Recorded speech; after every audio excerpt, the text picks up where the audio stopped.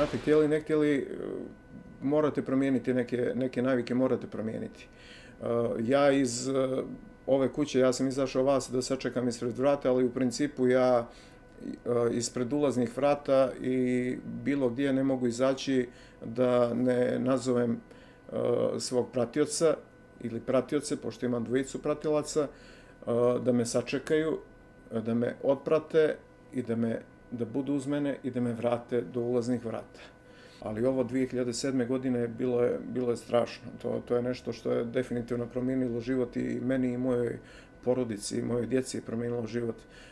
S obzirom da ovo neće ići za lokalne medije, ja moram reći da je mene, reći ću vam, ne tu što kriti, da je mene pronašla maloljetna ćerka koja je imala 9 godina u lokvi krvi. Ja neću nikad zaboraviti njen vrisak i njen plač. Ona je zaradila traumu zbog koje je 2 godine išla kod psihoterapeuta, tako da je to strašno bolno i nešto što definitivno ja nikada neću moći da zaboravim.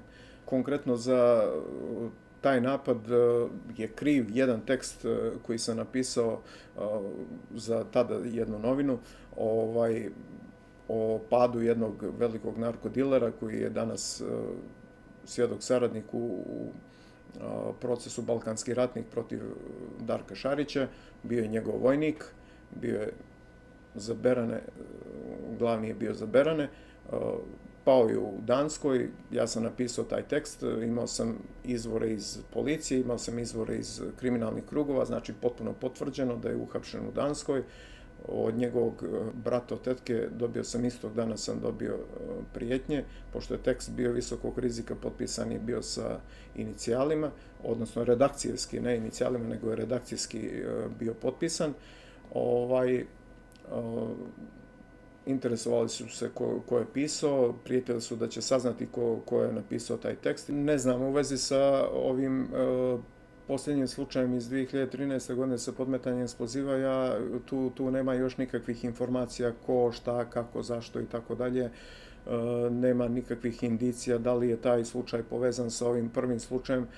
Definitivno da je vrlo rizično pisati, baviti se posebno takvim temama kao što je organizovani kriminal, kao što je mafije na drugim poljima, osim narkotika. Tako da,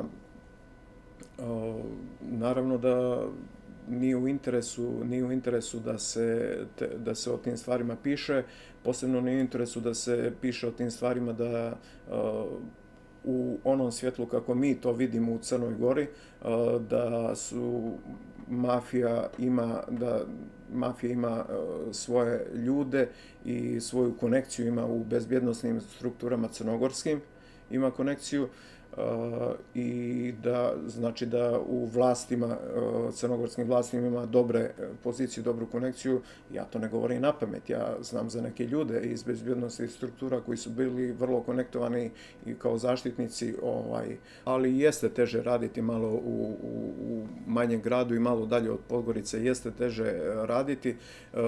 Znate, iz prostog razloga što vi kad radite, pogotovo kad radite ovako teške teme i kad radite istraživačko novinarstvo i kad novinarstvo koje podrazumijeva da imenom i prezimenom govorite o ljudima, ne da samo opisujete događaje, nego da onako da pišete o ljudima koji su na ivici zakona ili koji su debelo s one strane zakona, a morate to da radite, to se od vas očekuje, vi u suštini ne znate, zbog te male sredine, vi u suštini ne znate nikad kome ste se sve zamjerili kad to napišete. Zato što su ljudi strašno povezani rođačkim vezama, kumovskim vezama, prijateljskim vezama, strašno su povezani.